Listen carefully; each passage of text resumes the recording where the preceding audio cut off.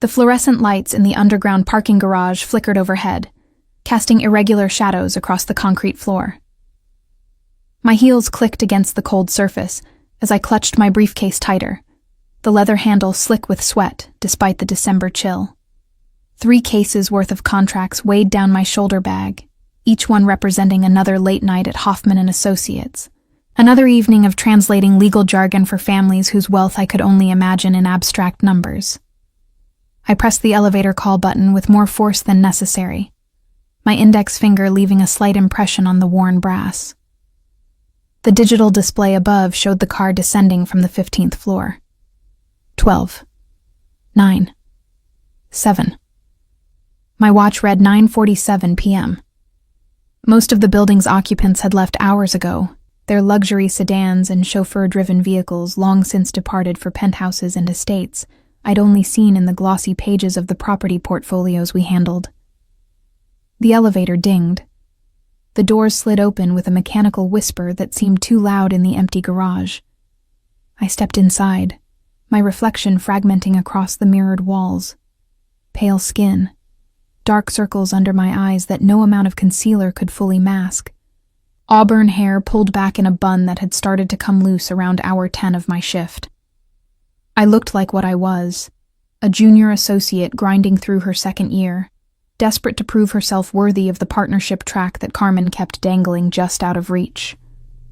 I reached for the button marked G for ground floor, but my hand froze mid-air. A figure emerged from behind one of the concrete pillars, moving with the kind of fluid grace that made my breath catch. He wore a charcoal suit that fit him like it had been painted on, the jacket open to reveal a white dress shirt with the top 4 buttons undone, exposing a triangle of olive skin and the suggestion of muscle beneath. His dark hair was swept back from a face that could have been carved from marble, all sharp angles and classical proportions, except for the eyes. Those were modern, calculating, the deep brown of espresso with something dangerous swimming in their depths. Lorenzo Colombo stepped into the elevator before the doors could close. My heart hammered against my ribs so hard I was certain he could hear it. The elevator suddenly felt too small, the mirrored walls reflecting his presence back at me from every angle until it seemed like there were a dozen of him surrounding me. The doors slid shut with a finality that made my throat constrict. He pressed no buttons. Just stood there, hands in his pockets, watching me with an expression I couldn't read. "Buonasera, signorina Ferreira," he said, his voice low and textured with an Italian accent that wrapped around my surname like silk. "Working late again, I see." The formal greeting did nothing to ease the tension coiling in my stomach. I knew who he was. Everyone at the firm knew, though we never spoke his name aloud in the gleaming conference rooms upstairs. Lorenzo Colombo, head of one of Milan's most powerful families, the kind of family that didn't appear in any of our official client lists, but whose interests intersected with our work in ways that were deliberately vague. I'd seen him exactly once before, 3 months ago, when I'd been asked to deliver a sealed envelope to a warehouse on the city's outskirts. The instructions had been explicit. Hand it directly to the man waiting in the office. Ask no questions. Leave immediately. I'd followed those instructions, but I'd also seen, through a half-open door, what was happening in the warehouse proper. Men in expensive suits, crates being unloaded, stacks of currency that made my yearly salary look like pocket change. And Lorenzo, standing in the center of it all, giving orders with the casual authority of someone who expected absolute obedience. Our eyes had met for less than 3 seconds before someone closed the door. I'd handed over the envelope, turned on my heel, and walked back to my car with my spine rigid and my palms sweating. I'd said nothing to anyone. What was there to say? I was a junior associate at a prestigious firm. I handled estate planning for wealthy families. What happened in warehouses was none of my business. Except now he was here, in this elevator, and the way he was looking at me suggested he remembered that moment as clearly as I did. "Mr. Colombo," I managed, my voice steadier than I felt. "I didn't realize you were still in the building. I had a meeting with Alice Taylor."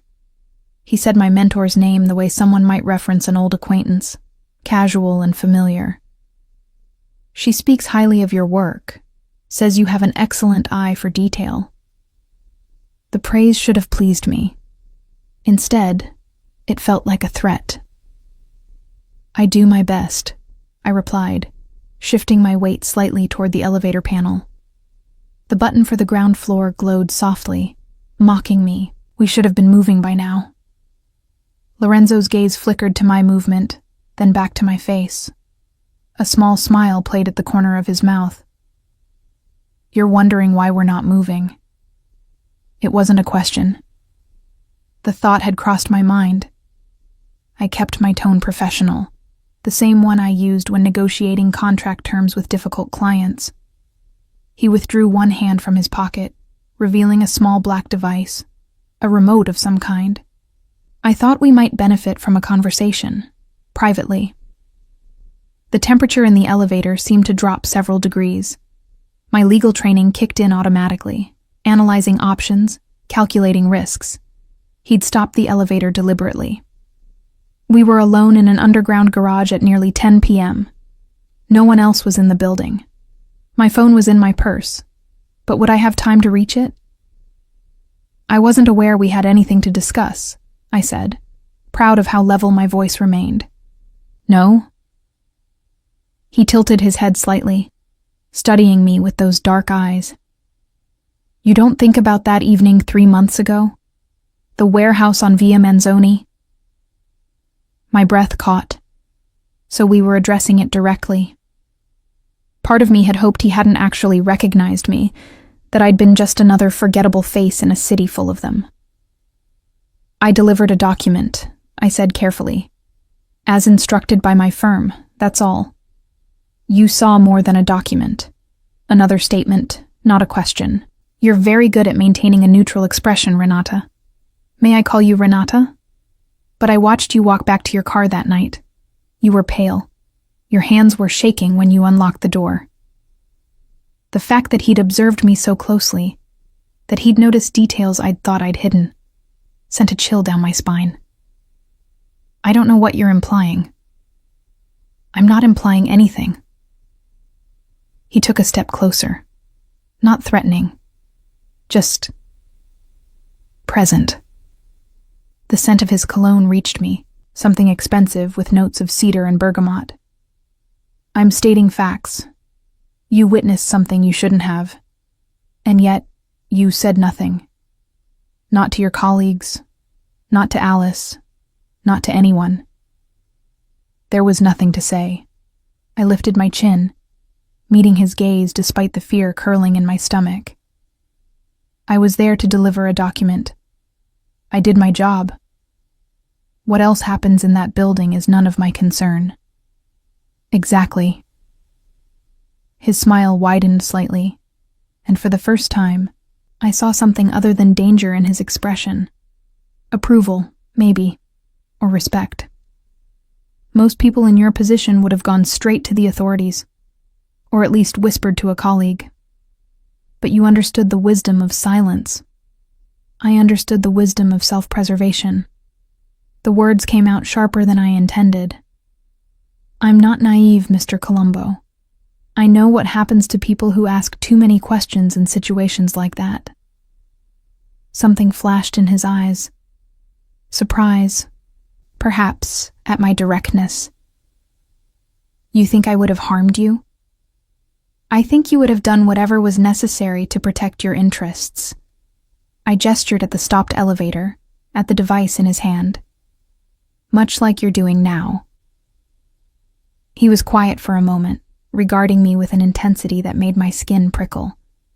Then, unexpectedly, he laughed. A low, genuine sound that seemed to fill the small space. Carmen was right about you. She said you had spine. I didn't fully believe her until now. My mind raced. Carmen had talked to him about me? My senior partner, the woman who'd hired me straight out of law school, who'd promised me a partnership track if I worked hard enough. She'd discussed me with Lorenzo Colombo. I don't understand what this is about, I said, abandoning the pretense of calm professionalism. If you wanted to silence me, Surely there are more efficient methods than trapping me in an elevator. Silence you? He looked genuinely puzzled. Renata, if I wanted you silenced, we wouldn't be having this conversation. You would have simply disappeared. An unfortunate accident, perhaps. A mugging gone wrong. Milan can be dangerous for young women working late. The casual way he described my potential murder should have terrified me. Instead, it clarified things. He wasn't here to threaten me. This was something else. Then what do you want?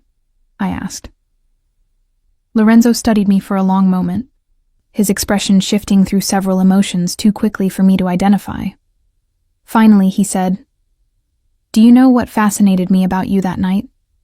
It wasn't your discretion, though that was impressive. It was the way you looked at me. I blinked.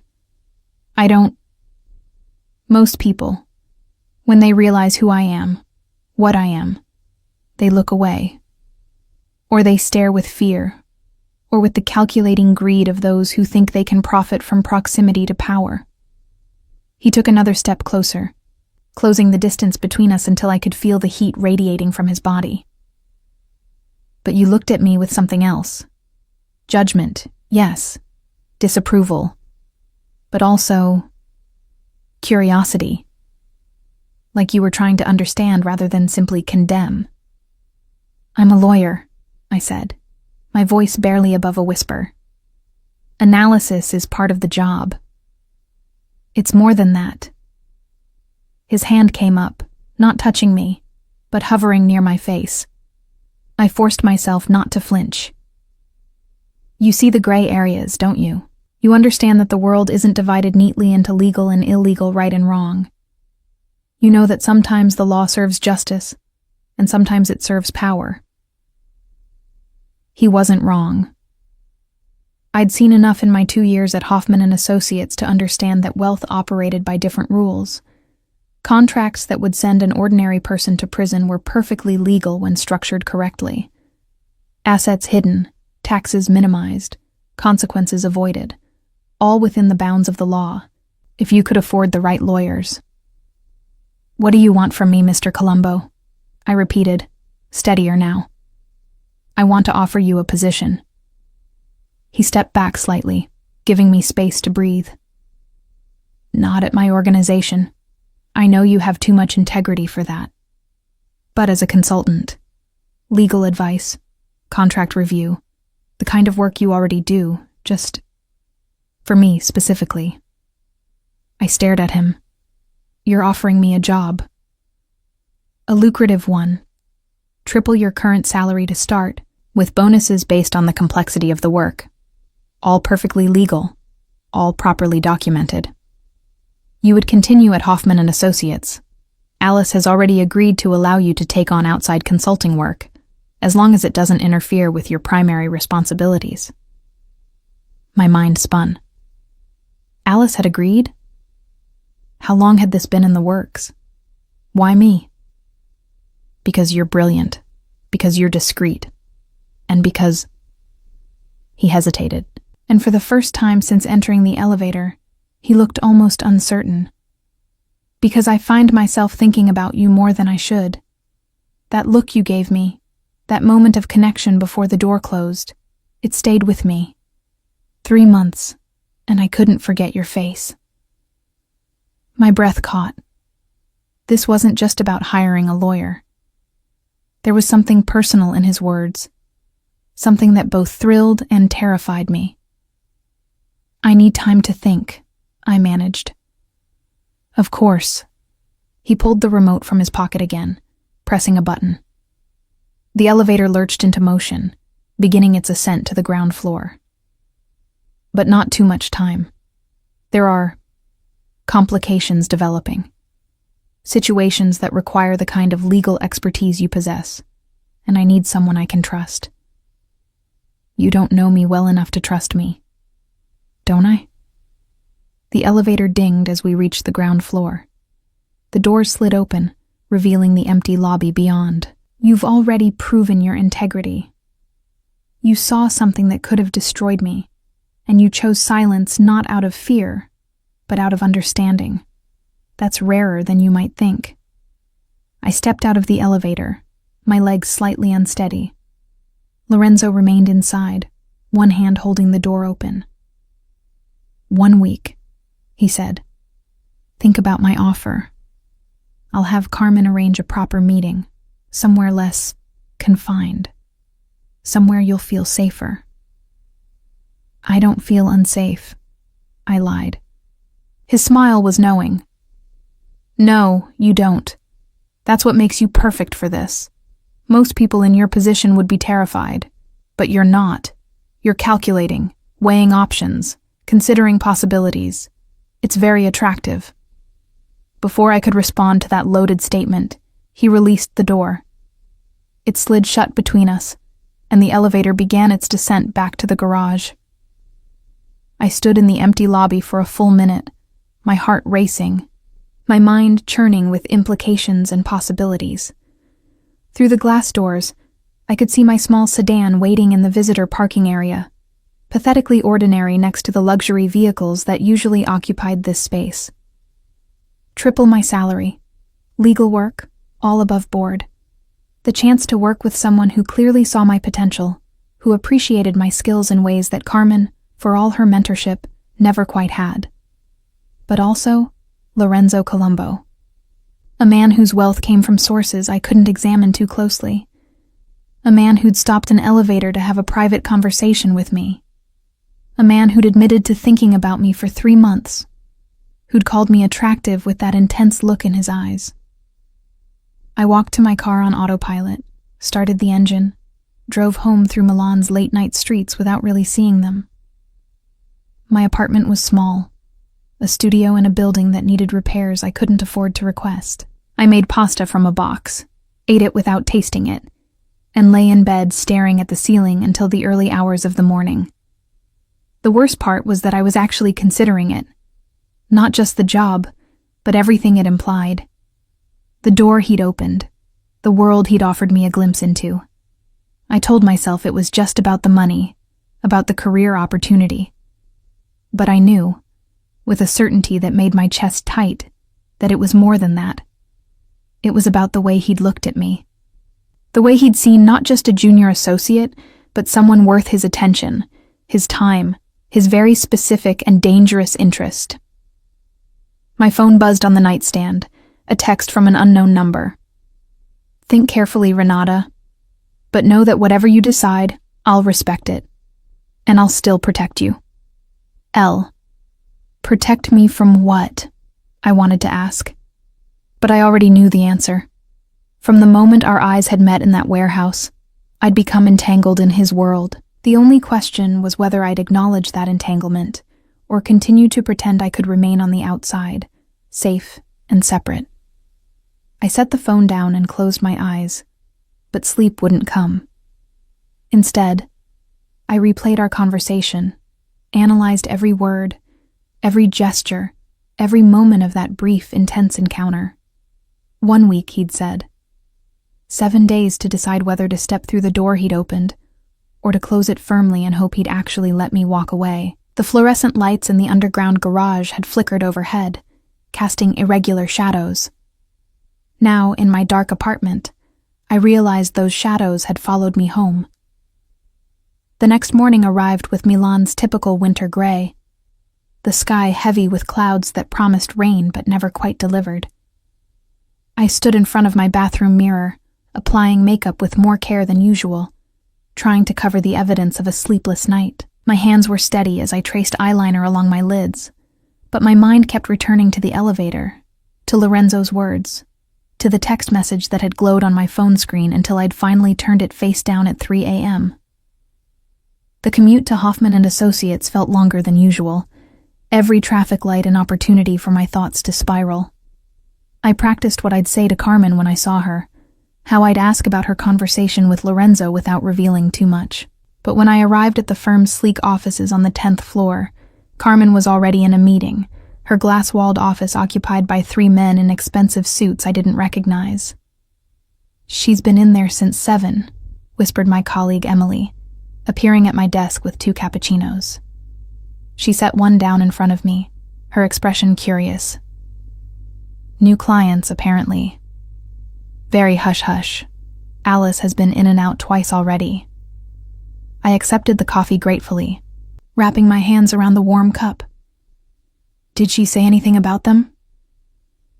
Just that they're extremely important to the firm's future. Emily made air quotes, rolling her eyes. You know how she gets with the high-profile cases. Everything's confidential. Everything's urgent.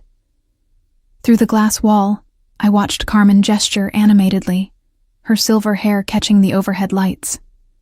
One of the men turned slightly, and I caught a glimpse of his profile. Sharp nose, graying temples, expensive watch. He looked like every other wealthy client we served, indistinguishable in his tailored armor. My phone buzzed. Another unknown number. But I knew who it was before I opened the message. The Marchetti case on your desk. Review it carefully, especially the property transfers in Section 7. L. My blood ran cold. I looked down at my desk, at the stack of folders Carmen had left for me yesterday afternoon. The Marchetti file was third from the top, a routine estate planning matter I'd been asked to review for errors before filing. How did Lorenzo know what cases were on my desk? I glanced around the office, suddenly hyper-aware of every surface, every corner. Was there a camera? Had someone been through my things? Or was the answer simpler and more unsettling? Did Lorenzo have someone inside the firm feeding him information? My fingers moved automatically, pulling the Marchetti file toward me and flipping to Section 7. Property transfers, as he'd said. 3 parcels of land on the outskirts of Milan, transferred from Marchetti Holdings to a subsidiary company I didn't recognize. The paperwork looked standard, the kind of corporate restructuring we handled daily. But then I saw it, a discrepancy in the dates. The subsidiary had been registered 2 days after the property transfer, legally impossible. The receiving entity had to exist before it could receive assets. Someone had backdated the documents. I sat back in my chair, my heart hammering. This wasn't just sloppy work. This was fraud. And if I filed these papers as is, I'd be complicit. The firm would be complicit. Another text. The subsidiary is owned by Nelson Ricci. The Marchettis don't know they've just handed over $40 million in real estate to their biggest competitor. Stop the filing. Nelson Ricci. The name meant nothing to me, but the implication was clear. Someone was using our firm to legitimize theft, and I was the junior associate assigned to rubber stamp it. My hands trembled as I set down my phone. This was exactly the kind of situation I'd feared. The gray area where legal work became something darker. I could pretend I hadn't noticed the discrepancy, file the papers as instructed, and let someone else deal with the consequences. Or I could flag the issue, ask questions, and potentially expose myself to whoever had arranged this fraud. Carmen's meeting ended. The 3 men filed out, nodding to Alice as they passed her office. I watched them enter the elevator, watched the doors close, and felt a strange sense of déjà vu. Another elevator, another enclosed space where the rules changed. Renata. Carmen appeared at my desk, her expression pleasant but tired. Do you have a moment? I followed her into her office, the Marchetti file tucked under my arm. She closed the door behind us, a rarity in our glass-walled environment, and gestured for me to sit. I wanted to discuss an opportunity with you, she began, settling into her leather chair. A consulting position with a private client. The work would be similar to what you do here, but more specialized, and significantly more lucrative. So Lorenzo had been telling the truth about her involvement. The confirmation should have relieved me, but instead it raised new questions. How much did Carmen know about Lorenzo's business? Was she complicit, or just pragmatic? I received a message about it, I said carefully. Last night. Her eyebrows rose slightly. Quick work. Lorenzo said he wanted to approach you personally, but I didn't realize he'd already made contact. It was an unexpected encounter. I chose my words precisely. In the parking garage. Something flickered across Carmen's face. Concern, maybe, or calculation. I see. And what did you think of his proposal? I'm still processing it.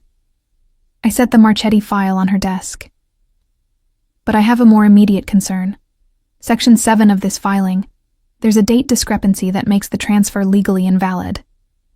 Carmen opened the file, her eyes scanning the pages. I watched her face carefully, trying to read her reaction. Did she know about the fraud? Was she part of it? Good catch, she said finally, closing the folder. I'll send this back to the Marchettis for correction. Thank you for the careful review. The receiving company doesn't exist at the time of transfer, I pressed. Someone backdated the subsidiary registration. Which is exactly why we review these documents before filing. Her tone was pleasant but firm, the same one she used to end conversations she didn't want to continue. You've done your job, Renata. Leave the client management to me.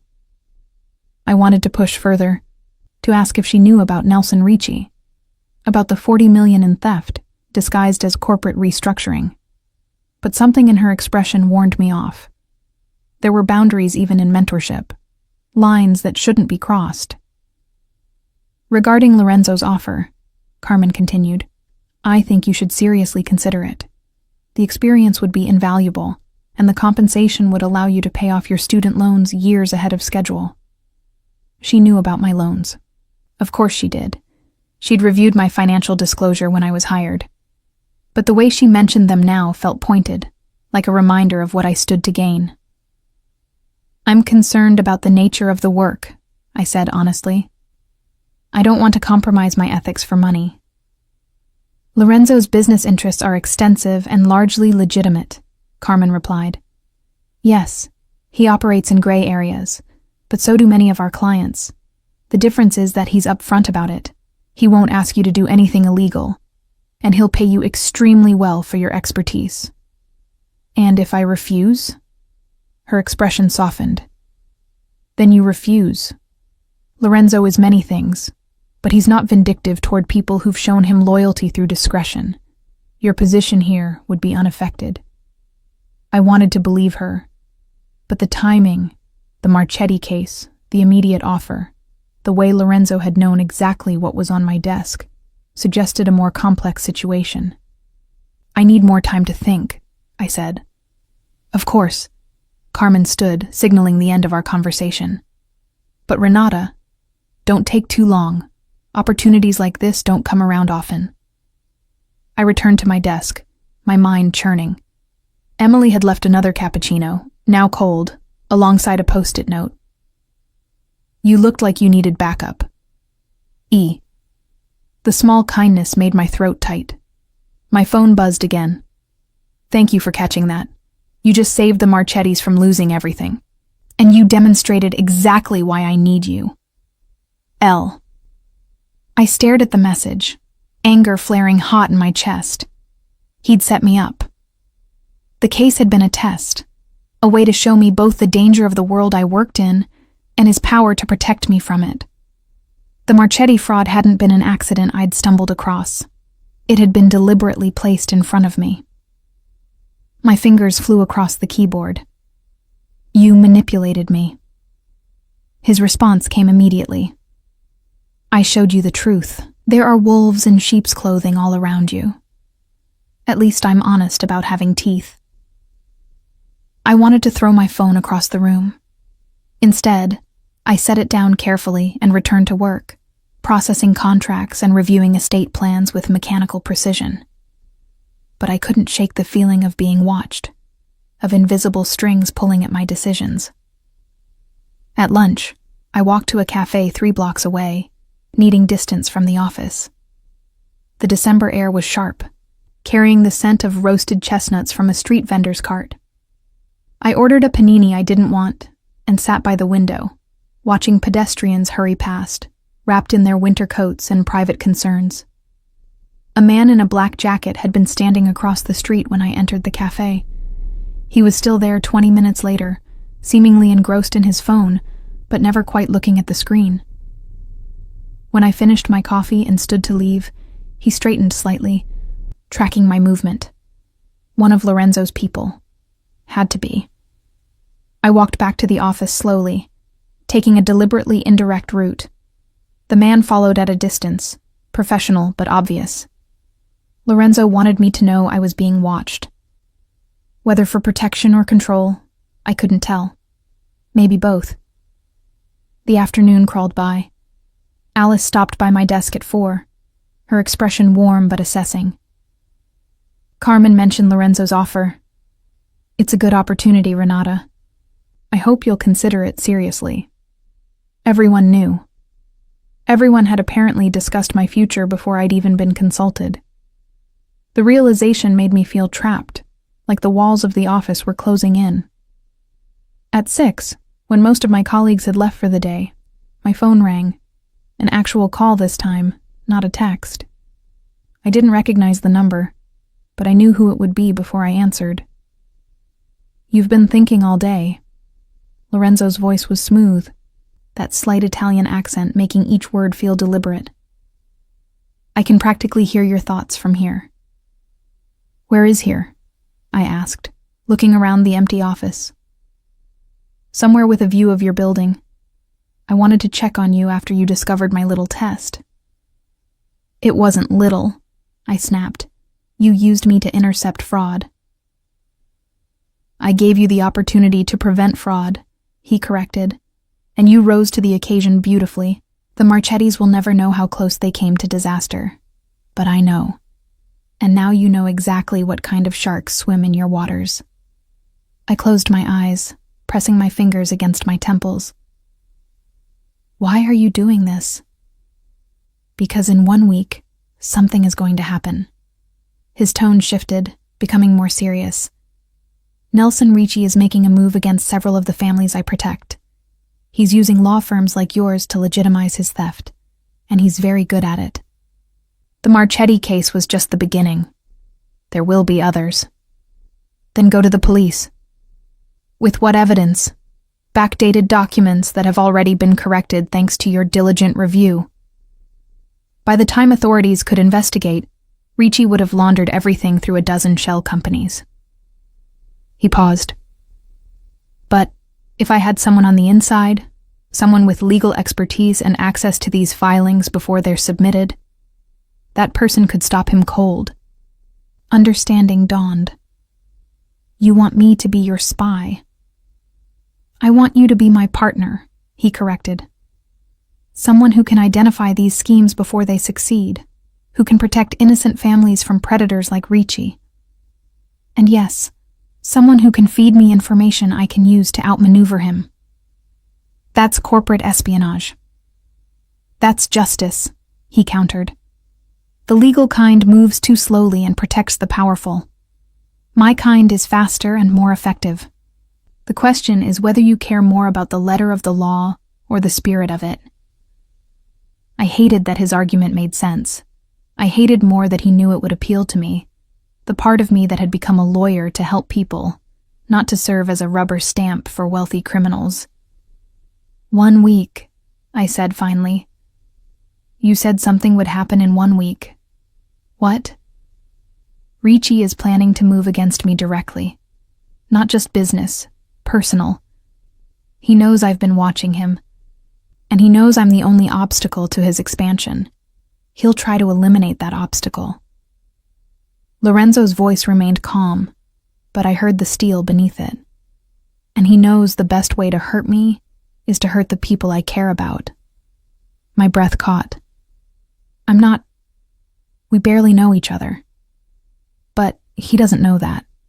He's been watching me watch you. He saw me stop the elevator. He knows I've made you an offer. Which means as of last night, you became a target. The man in the black jacket. Not Lorenzo's guard, Ricci's surveillance.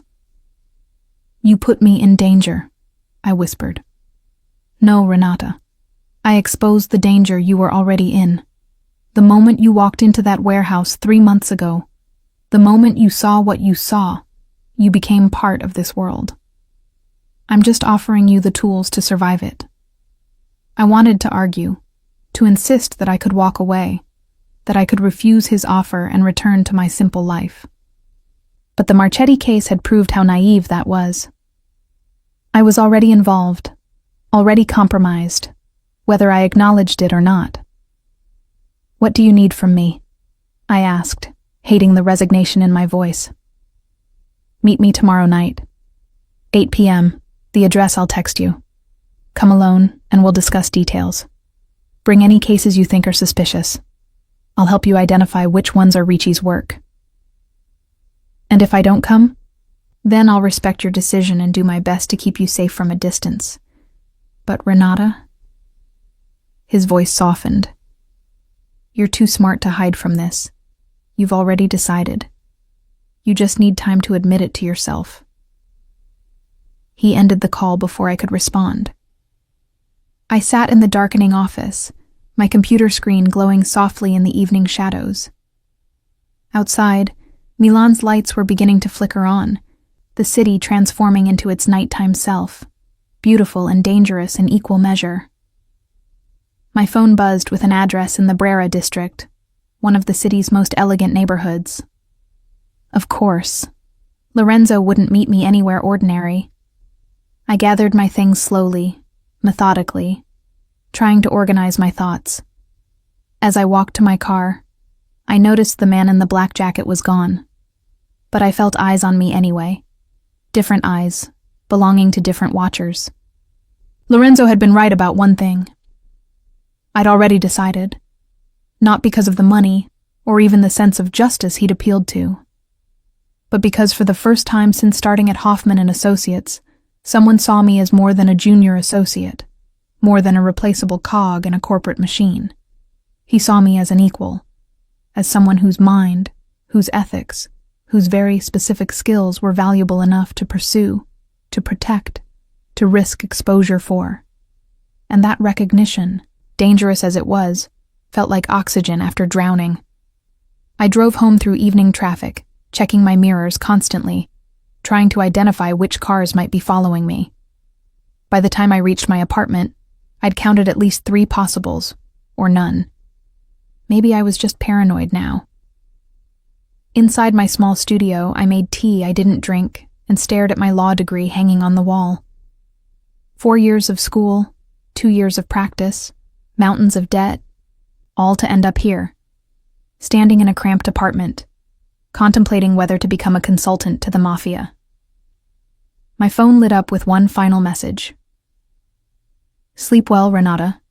Tomorrow everything changes. L." I didn't sleep well, but I did sleep eventually, with my law book spread across my bed and Lorenzo's words echoing in my mind. At least I'm honest about having teeth. In the morning, I would make my decision. But deep down, in the place where instinct lived beyond logic, I already knew what it would be. The elevator doors had opened, and I was already stepping through. The address Lorenzo had sent me belonged to a private art gallery in the Brera district, the kind of establishment that didn't advertise and accepted clients by invitation only.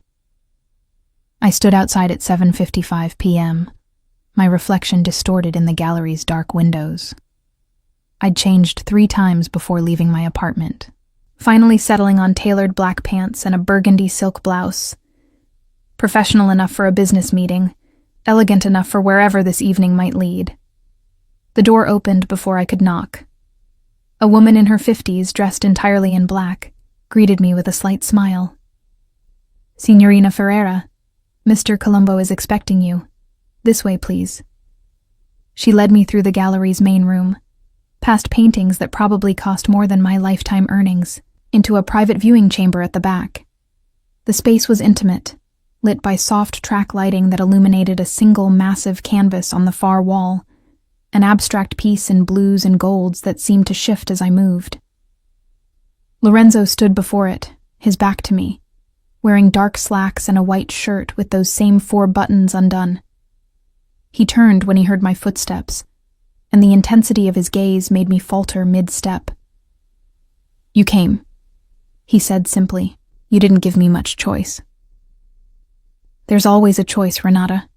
You just chose to stop lying to yourself about what you want. He gestured to a small table near the painting, where 2 glasses and a bottle of wine waited. Please sit. We have much to discuss. I took the offered chair, accepting the wine he poured. The room felt too intimate, too much like a date rather than a business meeting. But maybe that was intentional. Lorenzo seemed to blur boundaries naturally, making everything personal whether you wanted it to be or not. Before we discuss Ricci, I said, needing to establish some control. I need to understand what happened 3 months ago. The warehouse. What was I really witnessing? Lorenzo settled into the chair across from me, cradling his wine glass. A transaction. Legal, technically, though the optics would have been problematic. We were consolidating assets from several family businesses, cash that needed to be accounted for before the fiscal year ended. And the men with guns? Security, standard for that amount of currency. He tilted his head, studying me. You're wondering if I deal in drugs, weapons, human trafficking, all the things Americans' movies suggest the Italian Mafia involves itself in. Do you? No. The single word was firm, final. My family built our influence over 3 generations through construction, real estate, and strategic political connections. We protect businesses that can't protect themselves from corrupt officials and rival organizations. Sometimes that protection requires force, but not the kind you're imagining. I wanted to believe him. The rational part of my brain warned against taking his word at face value.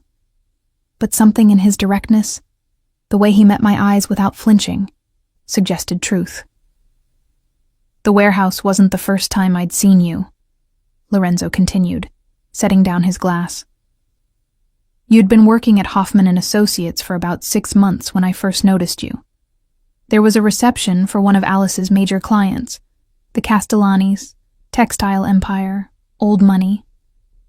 You were there, making small talk with Giuseppe Castellani's wife, and she laughed at something you said. Really laughed, not the polite society laugh. I asked Alice about you afterward. My breath caught. You've been watching me for over a year? Not watching, aware of. There's a difference. He leaned forward slightly.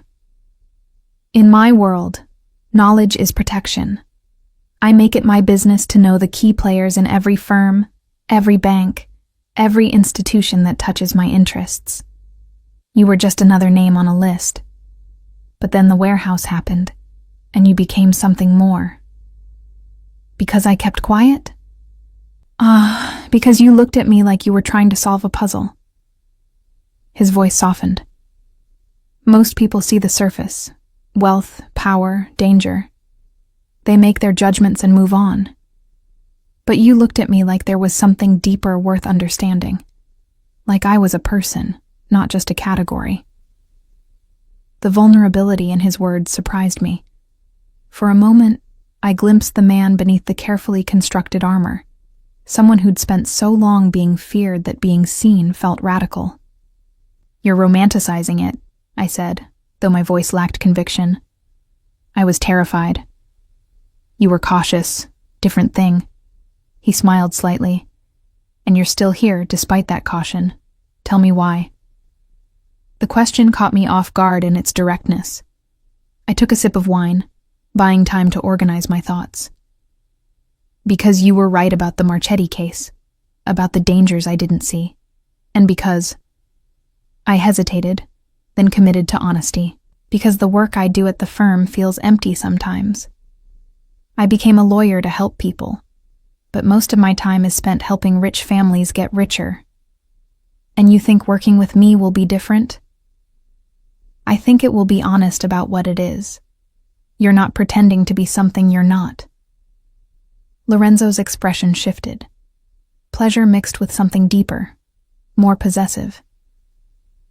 That's the difference between us and people like Ricci.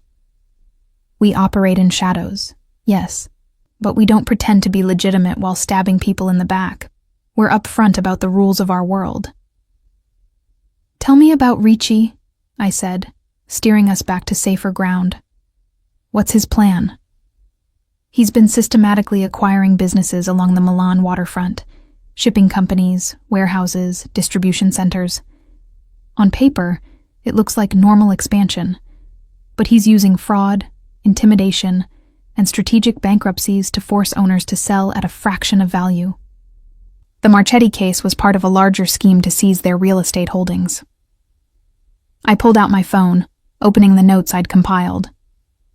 I reviewed every case assigned to me in the last 6 months, found 3 others with similar irregularities, backdated documents, suspicious subsidiary companies, property transfers that don't make sense. Lorenzo's eyes gleamed with approval. Show me. For the next hour, we went through each case, Lorenzo explaining the context I couldn't see from the legal documents alone. The Bellini shipping company had refused Ricci's buyout offer. Suddenly their business permits were held up, their insurance canceled, their ships detained for inspections. The paperwork I'd been asked to file would have transferred their port access rights to a Ricci subsidiary, effectively destroying their business. If I flag these cases, won't that expose me? I asked. Ricci must have someone inside the firm feeding him information. Almost certainly. Which is why we need to be strategic. Lorenzo pulled out a tablet, showing me an organizational chart. These are the people at Hoffman & Associates with access to your case files. I've been investigating their finances, looking for unusual deposits or lifestyle changes that might indicate Ricci's bought them. The chart was extensive. Partners, senior associates, even administrative staff. Next to each name were notes about banking activity, property purchases, vacation patterns. The level of detail was invasive and thorough. Carmen, I asked, seeing my mentor's name highlighted. Clean. She's been approached by Ricci's people, but she refused every overture. That's actually why I felt comfortable involving her in bringing you into this. She has integrity, even if she's willing to work with people like me. The distinction mattered. Carmen might facilitate connections to Lorenzo's world, but she drew lines. It was a relief to know I hadn't completely misread her character. This one, Lorenzo tapped a name, Marcus Hoffman, one of the founding partners. 3 months ago, he purchased a villa in Tuscany. Cash. No mortgage. The price tag was 2 million euros. I stared at the file. Marcus was wealthy, but that kind of liquid cash was unusual. You think he's working with Ricci? I know he is. We just haven't been able to prove it in a way that wouldn't expose our investigation. Lorenzo looked at me meaningfully. But if a diligent junior associate happened to notice irregularities in cases he personally supervised, if she brought those concerns to Alice Taylor, rather than to Marcus himself, I become the whistleblower. The implications unfolded in my mind. Alice investigates, discovers Marcus's betrayal, and Ricci loses his inside access. And you become untouchable. Alice will protect you because you protected the firm. Your career accelerates instead of ending. It was elegant, dangerous but elegant, and it would work. I could feel the logical progression clicking into place, but there was a cost to becoming a whistleblower, even a protected one. Office dynamics would shift. Marcus had allies among the partners. I'd be making enemies. What happens to Marcus? I asked. That depends on what Alice decides, but he won't be in a position to retaliate against you. Lorenzo's voice hardened slightly. I'll make certain of that. The implied threat hung between us.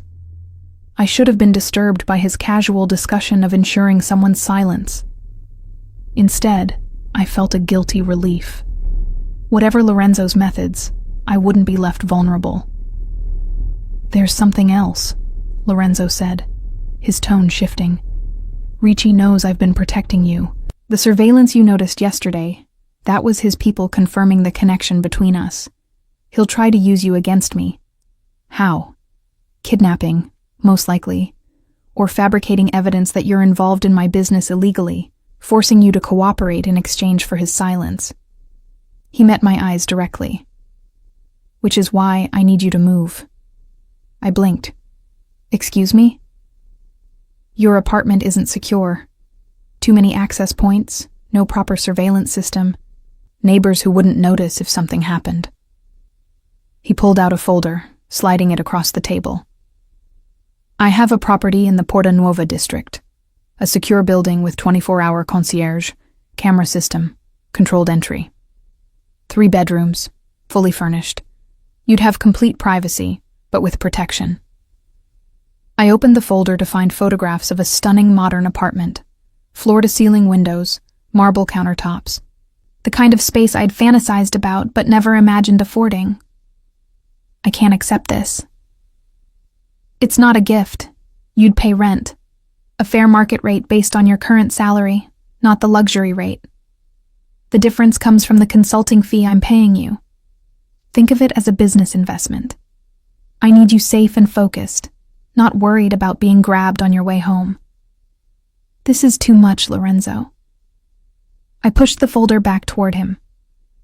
Moving into your property, working as your consultant, it feels like I'm being absorbed into your world entirely, like I'm losing my independence. Or like you're gaining resources that match your value. He didn't touch the folder, leaving it between us. Renata, independence without security is just isolation. You've been operating alone, vulnerable, trying to prove you don't need help. But everyone needs allies, especially in the world you're now navigating. The world you pulled me into, I countered. The world you were already in, whether you admitted it or not. His hand moved across the table, not quite touching mine, but close enough that I felt the heat of his skin. I'm not trying to control you. I'm trying to keep you alive and free to make choices. Those aren't the same thing. I stared at our hands, separated by inches that felt like miles. What do you really want from me, Lorenzo? And don't tell me it's just legal consulting. He was quiet for a long moment, his dark eyes searching mine. Honestly, I'm not entirely sure yet. I know I want you safe. I know I want your mind working with mine instead of for some soulless firm that doesn't appreciate you. And I know. He paused, seeming to choose his words carefully. I know that when I'm near you, I feel something I haven't felt in years. Like there's a possibility of something beyond business, beyond obligation. Something real. My breath caught. The admission was more than I'd expected, more vulnerable than I'd thought him capable of. We barely know each other. I know you catch fraud other lawyers miss. I know you're brave enough to walk into a meeting with someone you should fear. I know you're loyal to the people you care about. Emily, Carmen, the hypothetical clients you wanted to help when you chose law school. I know you take your coffee with cream and no sugar, that you work late because you're trying to prove something, and that you looked at me in that warehouse like I was a person worth understanding. He finally closed the distance, his fingers covering mine. How much more do I need to know? The touch sent electricity through me. You researched my coffee order? I pay attention to details. It's how I've survived this long. His thumb traced a small circle on my hand. And you're the most interesting detail I've encountered in a very long time. I should pull away. Should establish boundaries, maintain professionalism, remember that this man was dangerous regardless of how compelling he was. But my hand stayed where it was, accepting his touch, accepting the connection forming between us. I'll move into the apartment, I heard myself say. On a trial basis. 1 month. If it doesn't feel right, I find somewhere else. Agreed. And I'll bring the suspicious cases to Alice. But Lorenzo, if this goes wrong, if Marcus retaliates or Ricci comes after me, you have to promise me something. Anything. That you'll let me handle it legally first. That violence is the last resort, not the first solution. Something complex moved across his face. Frustration, respect, maybe tenderness. You're asking me to fight with one hand tied behind my back. I'm asking you to trust that the law can work sometimes, that not every problem requires force. He studied me for a long moment, then nodded slowly. I'll try it your way first, but if it fails, if you're in danger, I reserve the right to protect you by any means necessary. It wasn't complete capitulation, but it was more compromise than I'd expected from someone in his position. Okay, he echoed, his hand still covering mine. We sat like that in the dim gallery, the abstract painting witnessing this strange alliance forming between us. Outside, Milan's night sounds filtered through. Distant traffic, voices in the street. The city continuing its rhythm, unaware of the tectonic shifts happening in this small, private space. When do I move? I asked finally. This weekend. I'll arrange movers for Saturday. He released my hand, and I felt the loss of contact like a chill. And Renata? Thank you for trusting me enough to say yes. I haven't fully decided to trust you, I corrected. But I'm willing to try. That's all I'm asking. He stood, offering me his hand to help me up. Come on. I'll walk you to your car. I don't need an escort. No, but you're getting one anyway. Ricci's people are still watching, and I want them to see that you're under my protection. Clear message. No room for misunderstanding. We left the gallery together, his hand resting lightly at the small of my back, possessive, but not controlling. The street was quiet. Milan's evening crowd thinned to occasional couples and late commuters. My car was parked 3 blocks away. As we walked, I became aware of the watchers Lorenzo had mentioned. A man reading a newspaper in a cafe that was closing. Another smoking by a doorway despite the cold. Lorenzo didn't acknowledge them, but I felt his awareness like a tangible force. They won't approach while I'm with you, he said quietly. But drive carefully. Vary your route home. And Renata, keep your phone on you always. I do. I mean in your hand, not your purse.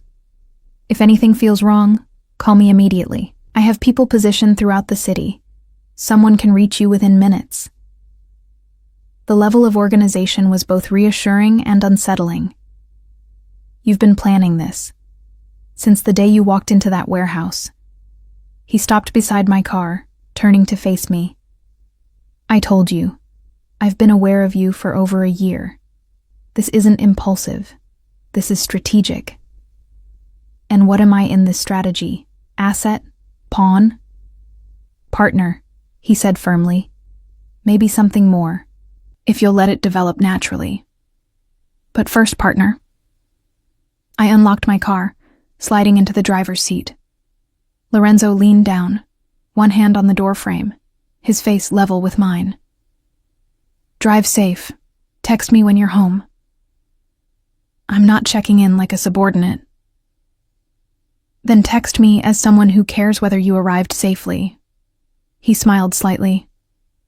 However you need to frame it, just let me know you're secure. Before I could respond, he closed my door and stepped back. I watched him in my rearview mirror as I pulled away. Tall, composed, absolutely in control of the space around him. 3 blocks later, I pulled over and gripped the steering wheel with shaking hands.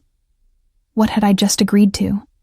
Moving into his property, becoming his consultant, entangling myself deeper in a world I'd spent my entire career trying to avoid.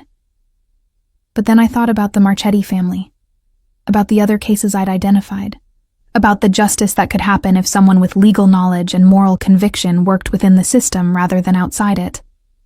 I thought about Lorenzo's hand covering mine, his voice saying, "Partner?" His eyes looking at me like I was someone worth protecting, not because I was weak, but because I was valuable. My phone buzzed. "I'm watching your car on GPS. You pulled over. Everything okay?" L. Of course he'd put a tracker on my car. I should be outraged. Instead, I felt oddly comforted. At least I knew where I stood. Watched. Protected. Enrolled in something far bigger than myself. Everything's fine. Just processing. R. Take your time. I'll be here when you're ready to talk. L. I pulled back into traffic, pointing my car toward home. My temporary home, I corrected. Soon I'd be in Porta Nuova, in a space Lorenzo had chosen, surrounded by security he'd arranged. The elevator doors had opened weeks ago. Tonight, I'd walked fully through them, and now there was no going back. The movers arrived at 8 a.m. Saturday, 4 men in matching uniforms who worked with military efficiency. I watched from my apartment doorway as they cataloged my belongings, which took remarkably little time, given how sparse my possessions were. 2 years in Milan, and I'd accumulated barely enough to fill their smallest truck. "Light packer," observed one of the men, a muscular guy with kind eyes. "Makes our job easy." I forced a smile, embarrassed by how little I owned. The contrast between my modest furniture and the luxury apartment awaiting me felt stark, uncomfortable, like I was a child playing dress-up in adult spaces. My phone buzzed. Lorenzo checking in for the 3rd time this morning.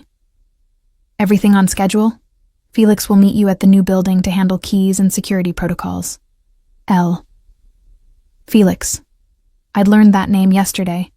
Lorenzo's head of security, the man who'd been trailing me all week without my knowledge. The revelation had been unsettling, though Lorenzo had framed it as simple prudence. "You were being watched by Ricci's people. I needed to ensure you had protection, even before you agreed to work with me. Protection or surveillance?" The line blurred more each day.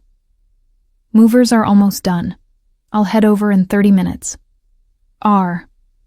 The apartment in Porta Nuova was everything the photographs had promised, and more. Floor-to-ceiling windows offered a panoramic view of Milan's modern skyline, the glass reflecting clouds that hung low and heavy with unspilled rain. The floors were heated marble, warm beneath my feet as I walked through rooms that echoed with emptiness despite the elegant furniture. Felix was waiting in the lobby when I arrived. Tall, silver-haired, with the bearing of someone who'd spent decades in military or security work. His handshake was firm but not crushing, his smile professional. "Signorina Ferreira, welcome. I'll walk you through the security features, then give you privacy to settle in." The tour was thorough. Cameras monitored every hallway and entrance, accessible via an app on my phone. The door had 3 separate locks, including a biometric scanner. Panic buttons were positioned in each room, connecting directly to Lorenzo's security network. The windows were reinforced glass, capable of withstanding significant impact. "It seems excessive," I said as Felix demonstrated the panic button in the master bedroom. "Mr. Colombo doesn't believe in half measures when it comes to protection." Felix's tone was neutral, but his eyes held something like approval. "Especially not for people he values." People he values. The phrase echoed after Felix left, as I unpacked boxes in rooms that smelled of new furniture and possibilities. What did it mean to be valued by Lorenzo Colombo, and why did the thought send both warmth and anxiety through my chest? By late afternoon, I'd established some sense of order, clothes in the massive walk-in closet, toiletries in the marble bathroom that was larger than my old bedroom, books arranged on shelves that had probably been empty for years. The apartment slowly absorbed my presence, my few possessions looking lost in all that space. I was arranging law journals on the living room bookshelf when the doorbell chimed. The video screen showed Lorenzo, dressed casually in dark jeans and a charcoal sweater, holding 2 bags that emitted delicious smells. My pulse quickened as I opened the door. I didn't order food. "I know, I did." He walked past me with easy confidence, heading straight for the kitchen. "You've been moving all day. I thought you might appreciate not cooking tonight." I followed him, watching as he unpacked containers from Bice, one of Milan's most exclusive restaurants. Risotto alla Milanese, ossobuco, roasted vegetables, fresh bread still warm from the oven. The spread was elaborate, expensive, exactly the kind of meal I'd never think to order for myself. "This is too much," I said, though my stomach betrayed me with a loud growl. Lorenzo smiled. that slight curve of lips that made him look younger, less dangerous. "You haven't eaten since breakfast. I checked with Felix. No delivery orders, no grocery shopping. Were you planning to starve in your new apartment?" "I was planning to order pizza later." "Pizza has its place. Tonight, isn't it?"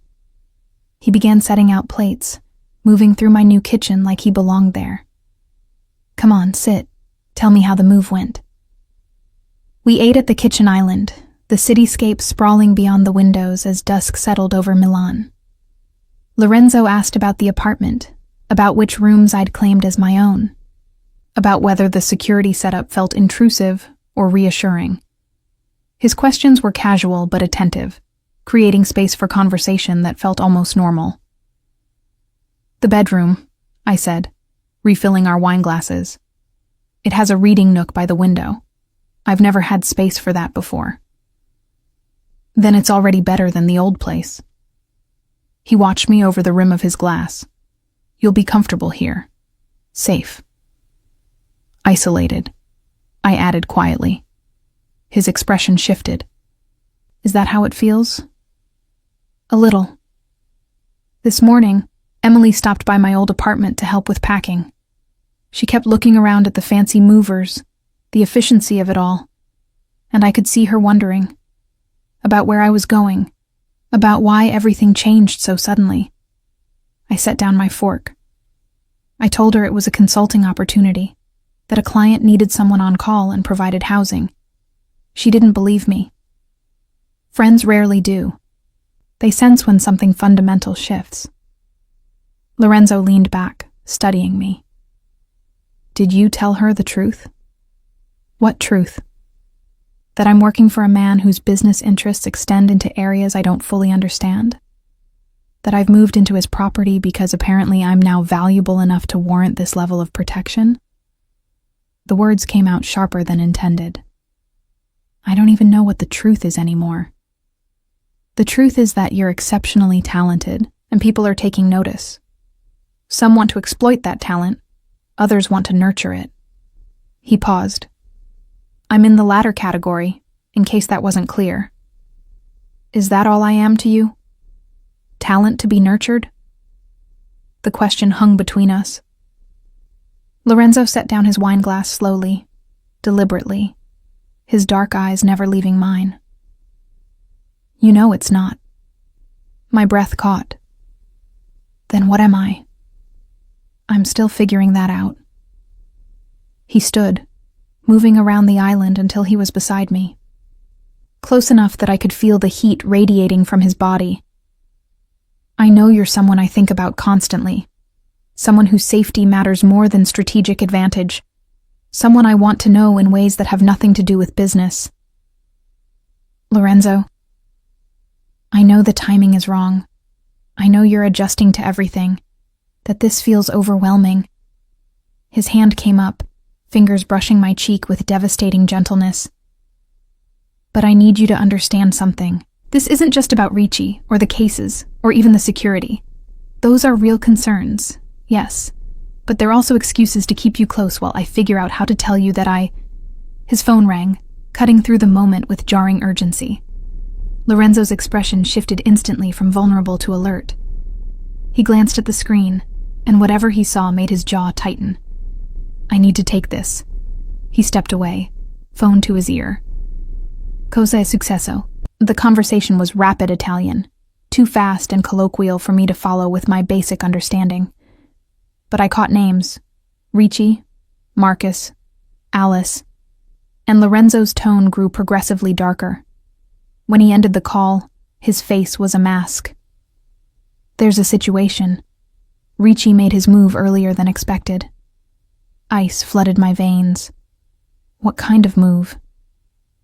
"He's filed complaints with the Italian Bar Association against you, Carmen, and Alice, alleging that you've been fabricating evidence against Marcus Hoffman, that the cases you flagged were legitimate, and you're trying to damage his reputation out of personal vendetta."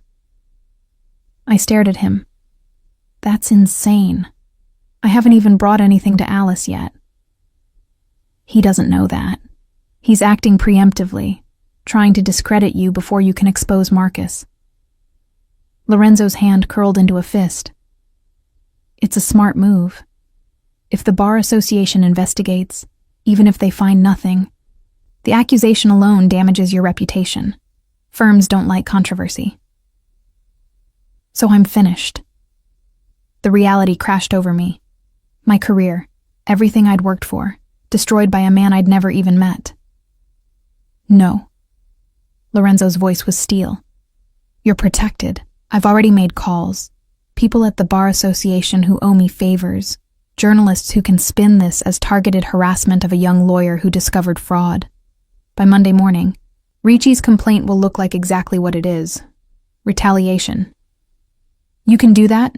Just make this go away? I can make certain you're not destroyed by it. Whether it goes away entirely depends on how aggressively Ricci pushes. He stepped closer, his hands settling on my shoulders. But Renata, this changes things. He's declared open war, which means the rules change. I need you to trust me to handle this. Handle it how? His expression went carefully blank. However necessary. Fear and anger warred in my chest. You promised me. Legal solutions first. That was before he tried to destroy your career, before you even made a move against him. Lorenzo's grip tightened slightly. He's not playing by rules anymore. Neither can we. There have to be lines, Lorenzo. Things we won't do, even to win. The lines are simple. I won't let him hurt you. Everything else is negotiable. The possessiveness in his voice should have alarmed me. Instead, I felt a traitorous warmth. Someone was willing to fight for me, to risk exposure and consequence for my protection. When had anyone done that before? What do you need me to do? I asked. Stay here. Don't go to the office Monday. I'll handle Alice, explain the situation. You focus on compiling every suspicious case you found, building an airtight documentation of Marcus's involvement with Ricci. When we're ready to move, it'll be with overwhelming evidence. And in the meantime, you're under protection. Felix and his team will rotate shifts outside this building. You don't leave without security. You don't meet with anyone I haven't vetted. He paused. I know it feels like prison, but it's temporary, until we neutralize the threat. How long is temporary? Days. Maybe a week. His hands slid from my shoulders to frame my face, tilting my head back so I had to meet his eyes. I will fix this, Renata. I promise. The intensity in his gaze stole my breath. Why does this matter so much to you? I'm just a lawyer you've known for a few weeks. You're not just anything. His thumb traced my cheekbone. You're someone who looked at me and saw possibility instead of just danger. Someone brilliant enough to catch what others miss, brave enough to step into my world despite every reason to run. Someone who makes me want to be better than I am. Lorenzo, I'm falling for you. The words were raw, honest, stripping away every layer of calculated charm. I've been falling since that moment in the warehouse, and every conversation since has only made it worse. So no, this isn't just about business or strategy. This is about keeping safe the one person who's made me feel human in years. Tears pricked my eyes. You barely know me. I know enough. He leaned closer, his forehead resting against mine. Tell me you don't feel this too. Tell me I'm alone in this, and I'll step back. I'll keep you safe, honor our professional arrangement, and never cross this line again. But if there's any part of you that feels what I feel, he didn't finish the sentence. Didn't need to. Because he was right. I did feel it. The pull between us. The way his proximity made my pulse race. The dangerous hope that maybe this complicated, impossible man could be something more than a strategic alliance. I feel it, I whispered. God help me. I feel it too. His kiss was inevitable, a collision of need and restraint. His lips were warm, firm, moving against mine with a hunger that had been building for weeks. I responded without thinking, my hands fisting in his sweater, pulling him closer as every rational objection dissolved. When we finally broke apart, both breathing hard, Lorenzo rested his forehead against mine. We should stop. Probably. You're vulnerable right now, under stress. I don't want to take advantage. You're not. I pulled back enough to meet his eyes. I'm making a choice, Lorenzo. Maybe not a smart one, but it's mine. Something fierce and possessive flared in his expression. Then choose, because once we cross this line, once I have you, I won't be able to let you go. You need to understand that about me. I understand. And I did. Lorenzo didn't do anything by halves. Not protection, not business, not whatever this was growing between us. If I said yes now, I was saying yes to all of it. Your room or mine? His voice was rough, barely controlled. This is your apartment. No, it's yours now. Every room, every space. I'm just a guest here, Renata. You call the shots. The surrender in his words, the way he gave me power in the one area where he could, made my decision. My room. But Lorenzo, don't make me regret this. Never.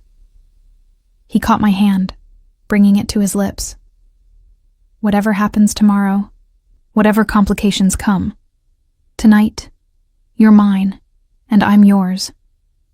Nothing else matters.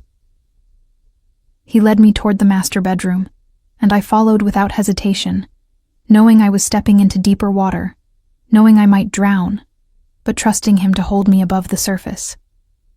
The morning would bring consequences, complications, the reality of what I'd chosen.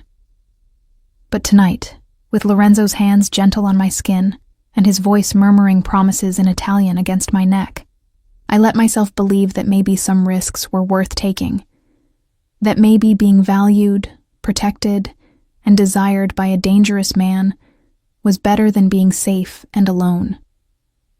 The city lights glittered beyond my windows, Milan stretching out below us, indifferent and eternal.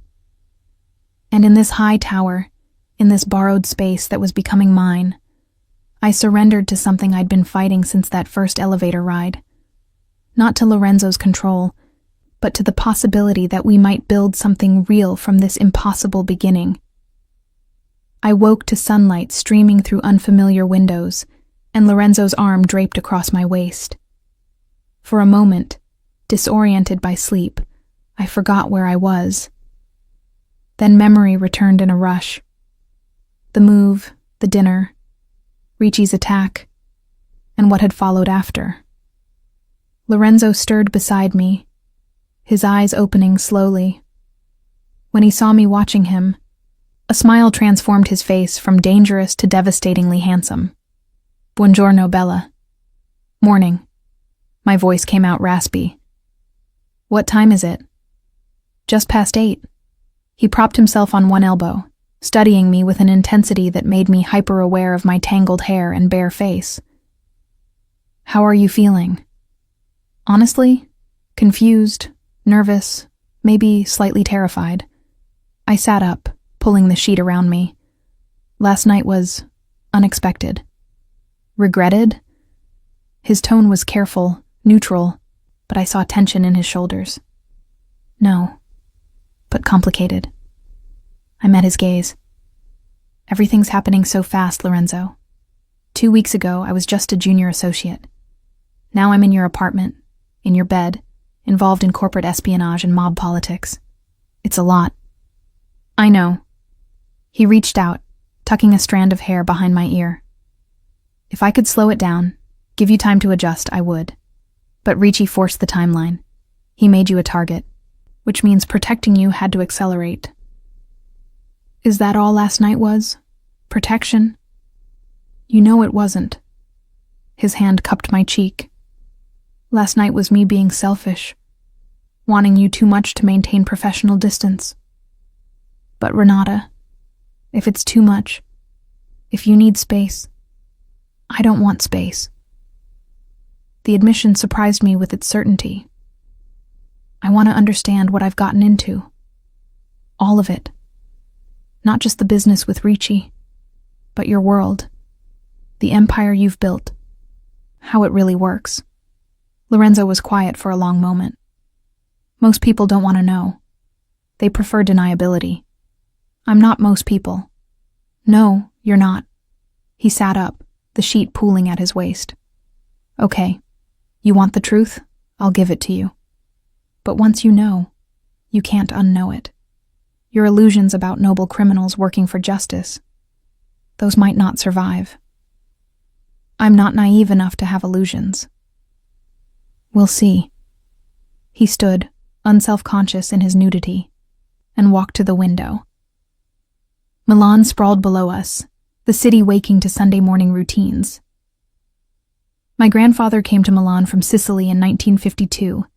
He had nothing, no education, no connections, just willingness to work and an understanding of how power really operates.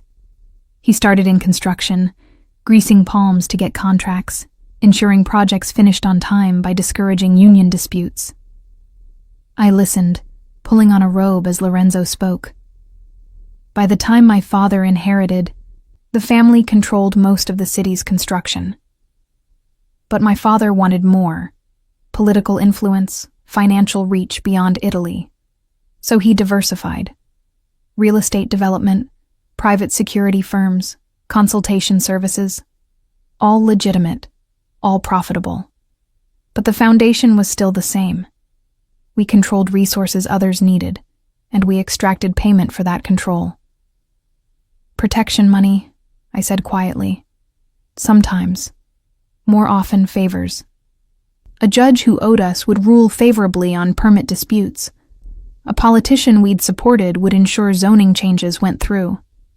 A banker we'd helped would approve loans for our associates. He turned to face me. It's not violence, Renata. It's influence. The same game every powerful family plays, just more efficiently. And when influence doesn't work, then we escalate, but carefully. The goal is always to avoid bloodshed. It's messy, unpredictable, and draws attention. We prefer financial pressure, reputational damage, strategic obstacles that make cooperation more appealing than resistance. I thought about the warehouse, the cash transactions, the careful orchestration of Lorenzo's world. And Ricci? How does he operate differently?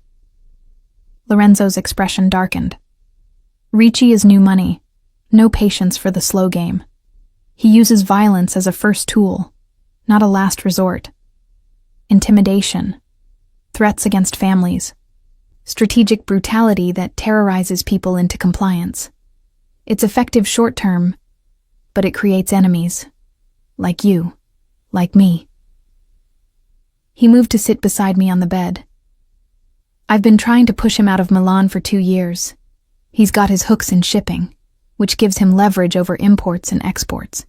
He's been systematically destroying competitors, and now he's targeting the families I protect. Why does he want me? I'm just a lawyer. Because you're connected to me, and because you have access to legal mechanisms he can't easily control.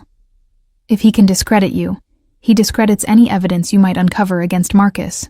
It's strategic, brutal, and typically Ricci. I processed this, pieces clicking into place. So, what's your plan? Expose Marcus completely, cut Ricci's access to legal legitimization, then apply financial pressure. I've been buying up debts Ricci owes, consolidating his obligations to companies I control. When the moment's right, I call those debts simultaneously. He'll be forced to liquidate assets, which weakens his position. That's elegant, I admitted. No violence, just economics. That's always been my preference. Violence is expensive and imprecise. His hand found mine, fingers intertwining. But Renata, you need to understand. If he threatens you directly, if he moves against you physically, I will respond with force. That's non-negotiable. The absolute certainty in his voice sent a shiver through me. I don't want people hurt because of me. Then we make sure it doesn't come to that. He kissed my knuckles. Which means you stay here, stay safe, and let me handle the external pressures. Can you do that? It felt like surrender. But looking at Lorenzo's face, seeing the genuine concern beneath the calculated strategy, I found myself nodding. For now. But Lorenzo, I want to be involved in planning, in strategy. Not just protected, but participating. Pride flickered in his expression. Done. In fact, I could use your legal perspective on something. He stood, pulling on his discarded clothes. Get dressed. I'll make coffee, and we'll go through some files I've been compiling. 20 minutes later, showered and caffeinated, I sat at the kitchen island while Lorenzo spread documents across the marble surface. They were Marcus Hoffman's financials, bank statements, property records, transaction histories spanning 5 years. I need you to identify which transactions might be flaggable, Lorenzo explained. Things that would seem suspicious to someone with legal training but not obviously criminal to a casual observer. I scanned the papers, my lawyer's eye catching irregularities immediately. Here, 3 cash deposits just under the reporting threshold. Classic structuring to avoid attention. Can you prove it?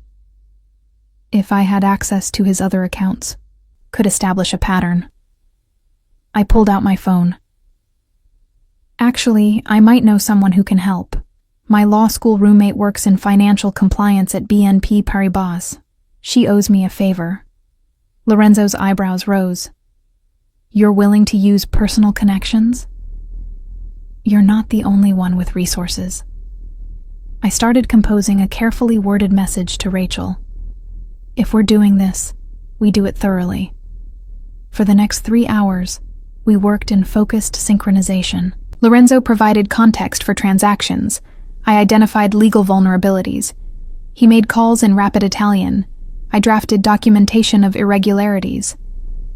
The partnership felt natural, balanced, our skills complementing each other's. By early afternoon, we had a comprehensive file on Marcus's dealings with Ricci. Enough evidence to trigger a bar association investigation and probably criminal charges. This is good work, Lorenzo said, reviewing my summary. Better than good. With this, Alice can remove Marcus from the firm, file charges, and protect the firm's reputation. When do we deliver it? Tomorrow. I'll arrange a meeting with Alice. Private, secure location. You present the evidence. I provide context about Ricci's operations. He looked at me seriously. This makes you untouchable, Renata. Alice will be grateful, protective. Your career accelerates instead of ending. I should have felt triumphant. Instead, I felt the weight of what we'd done, using my legal training to help dismantle someone's life, even if that someone was corrupt. The gray area Lorenzo had mentioned wasn't theoretical anymore. You're having second thoughts, Lorenzo observed. Not second thoughts, just awareness of consequences. Marcus will lose everything. His career, probably his freedom. He chose this. He aligned with Ricci, betrayed his firm, facilitated fraud that hurt innocent people.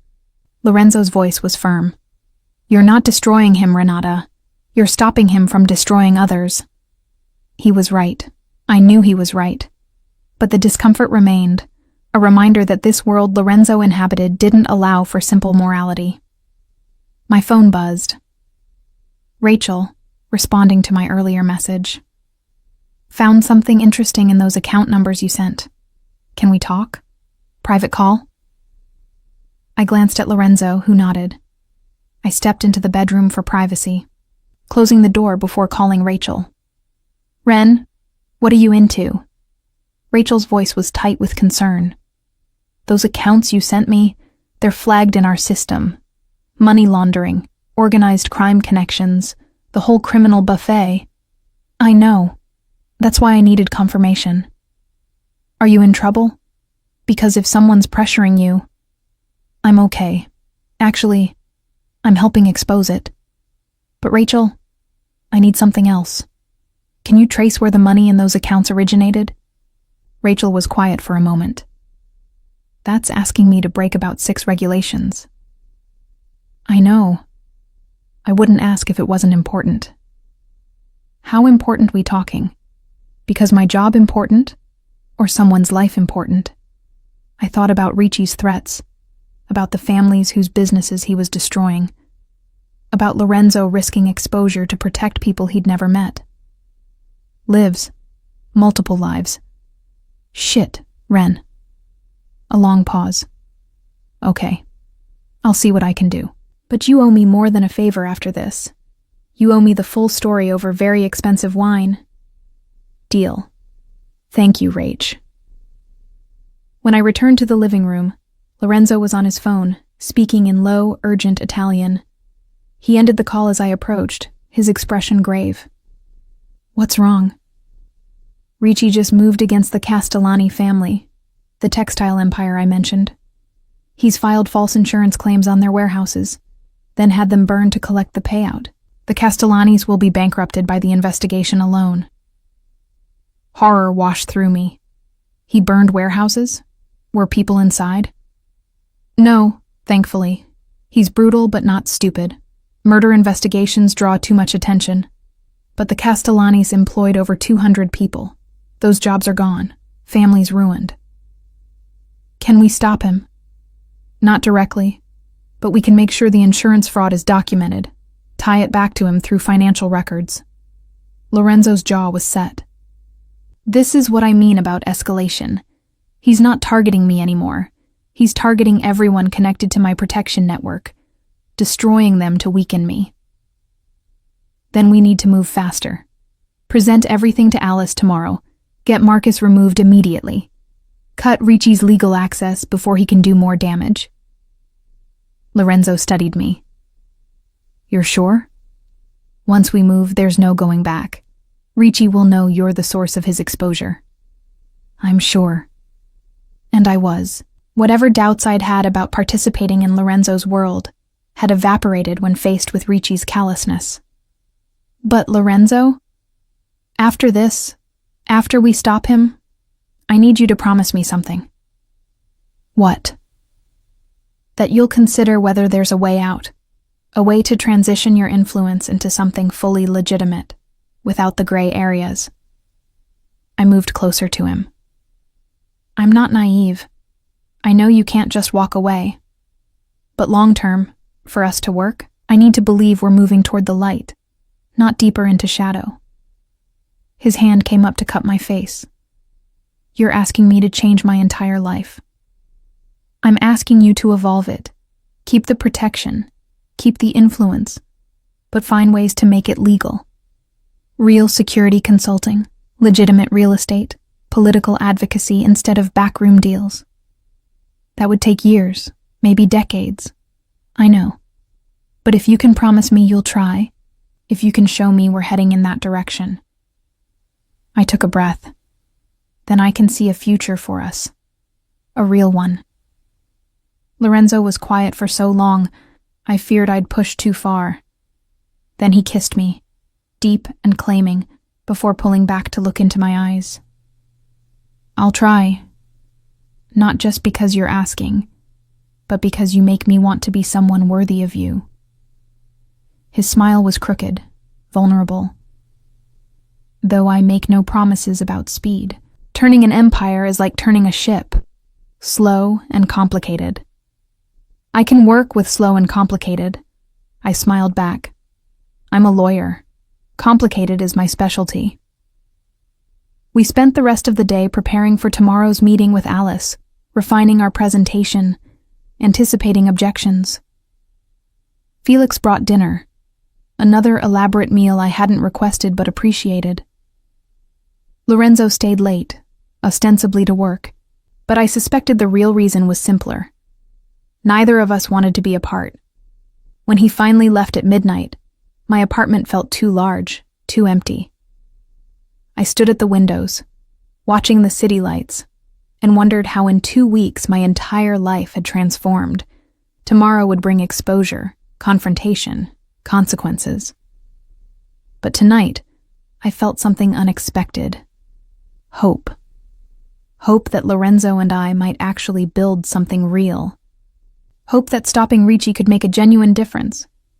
Hope that the gray areas I'd been navigating might eventually fade to clearer moral territory. My phone glowed with a final message from Lorenzo. "Sleep well, Bella. Tomorrow we change everything. L." I smiled, typing back.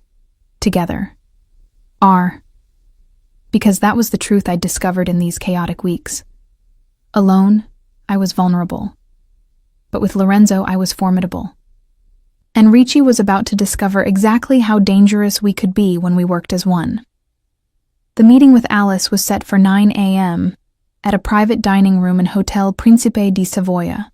Neutral ground, secure, with enough elegance to underscore the seriousness of what we were discussing. I dressed carefully in a tailored navy suit, my armor against the professional judgment I'd face. Lorenzo picked me up at 8, his expression tense but determined. "Ready?" he asked as I slid into his car. "As ready as I'll ever be." I clutched my briefcase, which contained copies of all the evidence we'd compiled. "What's our approach?" "You present the legal findings. I provide context about Ricci's operations. Alice asks questions. We answer honestly." He glanced at me. "She's going to be shocked, probably angry that this was happening under her nose, but she'll protect the firm above all else. Even if it means sacrificing Marcus, especially then. He's a liability now." The hotel was elegant, old-world European luxury that spoke of Milan's history and refinement. Alice was already waiting in the private dining room when we arrived, her silver hair perfectly coiffed, her expression neutral but watchful. "Lorenzo, Renata." She stood, shaking our hands formally. I'll admit, when Lorenzo called to request this meeting, I was intrigued and concerned. "Thank you for making time," I said, settling into the chair Lorenzo pulled out for me. "Let's dispense with pleasantries," Alice replied. "What's this about?" I opened my briefcase, withdrawing the file we'd prepared. Over the past 3 weeks, I've identified several cases assigned to me that contain legal irregularities. Backdated documents, suspicious property transfers, corporate structures designed to obscure ownership. Initially, I thought they were simple errors, but the pattern was too consistent. Alice's eyes sharpened. "Show me." For the next 30 minutes, I walked her through each case, the Marchettis, the Bellinis, 3 others I'd discovered. Alice's expression grew progressively darker as I explained the fraud, the systematic theft disguised as legitimate business.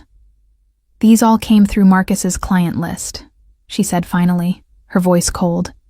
"You're telling me one of my founding partners has been facilitating fraud." "Not just facilitating," Lorenzo interjected. "Profiting from it. Marcus has been working with Nelson Ricci, providing legal legitimization for property seizures and corporate takeovers. In exchange, Ricci has been paying him substantial sums, enough to purchase a Tuscan villa with cash 3 months ago." Alice's face went rigid. "You investigated Marcus?" "I investigate everyone who might threaten my interests," Lorenzo said calmly. "And when Ricci started targeting the families I protect, Marcus's connection became relevant. This is extraordinary." Alice stood, pacing to the window. "If this is true, the reputational damage to the firm can be contained," I interrupted, "if we move quickly.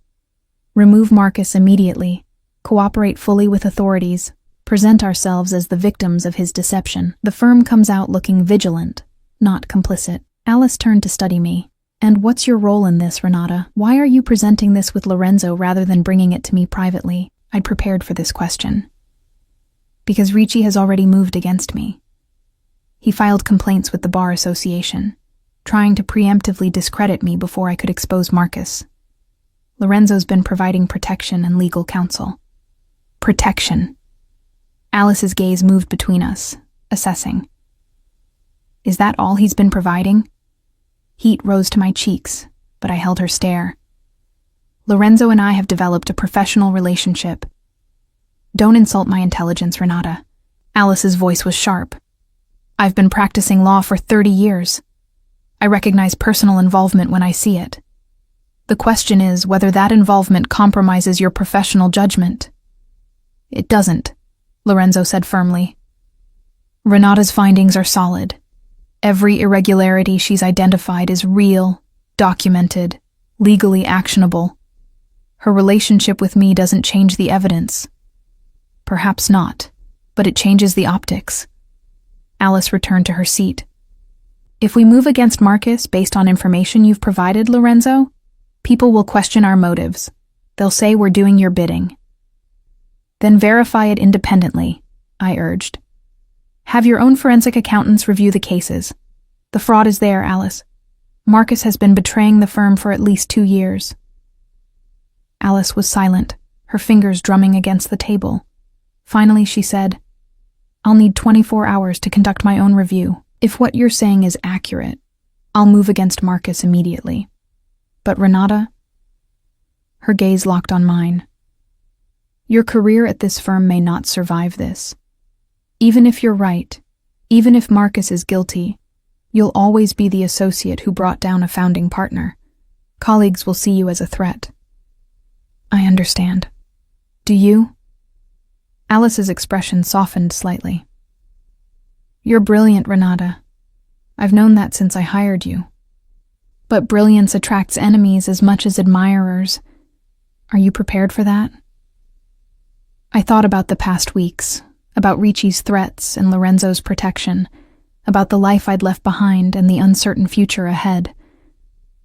I'm prepared to do what's right. The rest, I'll handle as it comes. Alice nodded slowly. Then we'll proceed. Lorenzo, I'll need access to your financial intelligence on Marcus. Everything you have, properly documented. I'll have it couriered within the hour. Good. Alice stood, signaling the meeting's end. Renata, take the rest of the week off. Let me handle the internal investigation without you being visible. Come back Monday, and we'll discuss your future here.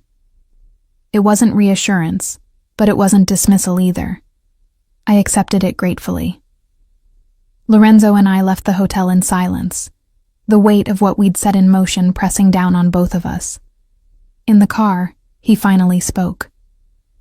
You were perfect in there. Professional, composed, persuasive. I don't feel perfect. I feel like I just destroyed someone's life. You exposed corruption. There's a difference. His hand found mine. And you protected innocent people, the Marchettis, the Bellinis, others who would have been victimized. That matters, Renata. I wanted to believe him, but the discomfort remained, a reminder that righteous actions could still feel morally complicated. My phone buzzed. Rachel. Got that trace you wanted. Money originated from offshore accounts linked to shipping operations. Definitely organized crime. Sending details to your secure email. Rachel came through, I told Lorenzo, reading the message. We'll have evidence linking Ricci's payments to Marcus directly. Excellent. That closes the loop. He pulled the car over suddenly, putting it in park despite us being blocks from my apartment. What's wrong? Nothing's wrong.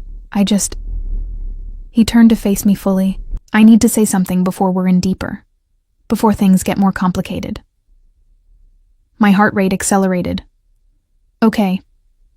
These past weeks with you have been unexpected. I approached you as a strategic asset initially. Someone useful, skilled, worth cultivating. But somewhere along the way, it stopped being strategy. His hand came up to cup my face. You challenge me, Renata. You make me question the methods I've always accepted, the gray areas I've navigated without conscience. You make me want to be better. Lorenzo. Let me finish. His thumb traced my cheekbone. I know this is fast. I know the circumstances are bizarre. But I need you to know that what I feel for you is real. Not possession, not strategic alliance. Real affection, real respect, maybe even... He paused, seeming to search for words. Maybe even love. I don't know. I've never felt anything like this before. Tears pricked my eyes. I feel it too, and it terrifies me. Why? Because I don't know how to be with someone like you. I don't know how to navigate your world without compromising everything I believe in. I'm afraid I'll wake up one day and realize I've become someone I don't recognize. Lorenzo pulled me closer, his forehead resting against mine. Then we make sure that doesn't happen. We establish boundaries, maintain your integrity, build something that honors both our needs. It won't be easy, but Renata... His voice broke slightly. I think you're worth the effort. I kissed him then, pouring everything I couldn't articulate into the contact. Relief, fear, affection, hope. All of it transmitted through lips and breath and the desperate press of bodies in a car parked on a Milan side street. When we finally separated, both breathing hard, Lorenzo smiled. We should go. I have calls to make, evidence to prepare for Alice. And I have nervous energy to burn off somehow. His smile turned wicked. I can think of a few ways to help with that. Heat flooded through me. Drive faster. The rest of the day passed in a blur. Lorenzo making strategic calls while I researched legal precedents, both of us working from my apartment in focused synchronization, interrupted by moments of stolen intimacy. By evening, we'd prepared a comprehensive package for Alice that left no doubt about Marcus's guilt. She'll move against him tomorrow, Lorenzo predicted, reviewing our work. Marcus will be suspended. Investigation initiated. By week's end, he'll be formally expelled from the firm and facing criminal charges. And Ricci? Without legal legitimization, his operations become much more vulnerable. I've already started calling in his debts. By next month, he'll be financially crippled. Lorenzo set down the papers, his expression satisfied. We did it, Renata. We protected the families, exposed the corruption, and you secured your position at the firm. I should have felt triumphant. Instead, I felt exhausted. Why doesn't it feel like winning? Because you have a conscience. You understand that even justified actions have costs. He pulled me onto the couch beside him. That's what makes you different from men like Ricci. You feel the weight of your choices. Do you? Sometimes, more now than before. His arm circled my shoulders. You've infected me with morality, Bella. It's deeply inconvenient. I laughed despite everything. Sorry, not sorry. We sat in comfortable silence, watching the city lights flicker to life as dusk settled over Milan. My phone chimed with an email notification. Alice confirming she'd received our evidence package and would act immediately. It's really happening, I murmured. It is. And Renata? Lorenzo turned to look at me. Whatever comes next, whatever complications arise, I want you to know something. You're not alone in this. You have me, my resources, my protection, always. The absoluteness of his promise should have felt overwhelming. Instead, it felt like coming home. My phone rang, an unknown number. I answered cautiously. Hello? Signorina Ferreira. The voice was unfamiliar, male, with a thick Italian accent. My name is Nelson Ricci. I believe we should meet. Ice flooded my veins. Lorenzo tensed beside me, having heard the name. I have nothing to say to you, I managed. Oh, but I have much to say to you. About your involvement with Colombo, about the evidence you've been compiling against Marcus, about the precarious position you've placed yourself in. His voice was smooth, almost friendly. I'm a reasonable man, Signorina. I believe we can reach an understanding that benefits us both. I'm not interested in understanding with you, not even to protect those you care about. Your friend Emily from the firm, your college roommate Rachel, your elderly parents in the countryside. So many people could be affected by your choices. Rage and fear warred in my chest. If you threaten them, I'm not threatening, I'm observing. Consequences have a way of rippling outward, affecting the innocent. A pause. Meet with me. Tomorrow, noon, the Giardini Pubblici. Come alone and we'll discuss how to resolve this situation peacefully. She won't be meeting you, Lorenzo said, taking the phone from me. And Ricci, if you go near anyone she cares about, you'll discover exactly how much I'm willing to sacrifice to protect what's mine. He ended the call, his expression murderous. He threatened my parents, I whispered, trembling.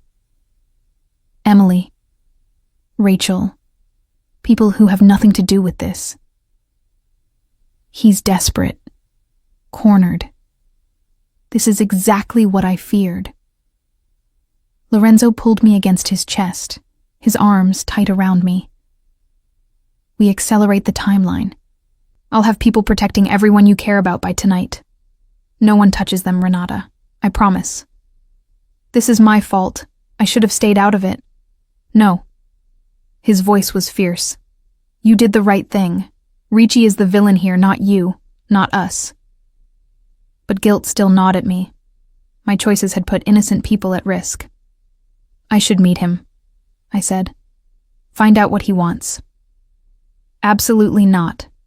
Lorenzo's grip tightened. He'll either try to intimidate you or worse. I won't risk it. Then what do we do? We end this. Tonight. He pulled out his phone, making a call in rapid Italian. When he finished, he looked at me gravely. I'm calling in every favor, activating every resource. By morning, Ricci's financial empire will collapse. He'll be too busy fighting for survival to threaten anyone. That's not legal solutions first, I pointed out. Legal solutions take time we don't have. He threatened your family, Renata. That changes everything. I wanted to argue, to insist on doing things the right way. But fear for my parents, for Emily and Rachel, overrode principle. Do what you have to do, I whispered. Just keep them safe. Lorenzo kissed my forehead. I will. I promise. The next 12 hours were the longest of my life. Lorenzo left at midnight to coordinate his response to Ricci, leaving Felix and 2 other guards stationed outside my apartment. I tried to sleep but couldn't, checking my phone obsessively for updates from Emily, Rachel, my parents. At 3 a.m., Lorenzo texted, Your parents have security now. They don't know, but they're safe. Same with Emily and Rachel. Breathe, Bella. At 6 a.m., Ricci's accounts frozen, his assets being seized for unpaid debts. He's falling apart. At 9 a.m., Alice called. Renata, are you all right? Marcus was arrested this morning at his home. He's claiming you and Lorenzo framed him, that the evidence was fabricated. It wasn't, I said firmly. Every document I showed you is authentic. Let him claim conspiracy. It won't change the facts. I know. The forensic team confirmed everything. Marcus is finished. She paused. But Renata, there's something else. Nelson Ricci contacted the firm this morning, threatening legal action against us for defamation. He's desperate. I know. He called me directly yesterday. What? Alice's voice sharpened. Renata, you need to file a police report. That's harassment, possibly intimidation. Lorenzo's handling it. Lorenzo is not law enforcement. Her tone was stern. I understand he's been protective, but there are proper channels. Alice, with respect, proper channels won't stop Ricci fast enough. Lorenzo's methods are more efficient. Silence. Then, carefully, are you certain about this path you're on? Once you're identified as Lorenzo's associate, it changes how people see you. I know. I've made my choice. Then I hope it's the right one, for your sake. She ended the call. At noon, when Ricci was supposed to meet me in the gardens, Lorenzo arrived at my apartment instead. It's over, he announced, looking exhausted but satisfied. Ricci filed for bankruptcy this morning. His organization is dissolving, his allies abandoning him. He's finished, Renata. Relief crashed over me. And the people he threatened? Still under protection until we're certain his network is completely dismantled. But the immediate danger has passed. I collapsed onto the couch, adrenaline finally fading. We did it. You did it. Lorenzo sat beside me, pulling me against his side. Your evidence exposed Marcus, which cut off Ricci's legal access. Everything else followed from that. We did it together, I corrected. I couldn't have survived this alone. You won't have to survive anything alone. Not anymore. He tilted my face up to his. Renata Ferreira, brilliant lawyer, conscience of my empire, woman who's made me want to be better. Will you stay with me? Not just for safety, not just for strategy, but because we're building something real? Tears spilled down my cheeks. Yes. But Lorenzo, I need you to keep evolving, keep moving toward legitimacy. I will. It'll take time, but I promise. Every year will be more legitimate, less gray. For you, for us, for the future we're building. I kissed him then, pouring all my relief and hope and affection into the contact. When we finally separated, both smiling, I said, "So what happens now?" Now, we live. You return to work. I reorganize my operations to be more legitimate. We figure out how to build a life together that honors both our values. He grinned. Simple, really. Nothing about this is simple. No, but it's ours. And that's enough. 3 weeks later, I stood in Alice's office accepting a promotion to senior associate. Marcus was in prison awaiting trial. Ricci had fled Italy entirely, his empire in ruins. The families Lorenzo protected were safe, thriving even. And I was in love with a former mob boss who was slowly, carefully transforming his empire into something we could both be proud of. Not a fairy tale, not a simple happy ending, but a beginning. Complicated, imperfect, ours. Lorenzo was waiting outside the firm when I finished work, leaning against his car with flowers in hand. When he saw me, his face transformed with that smile that still made my pulse race. Ready to go home, Bella? Home. Our apartment in Porta Nuova, the space we'd gradually filled with both our belongings until it felt truly ours. Ready, I agreed, taking his hand.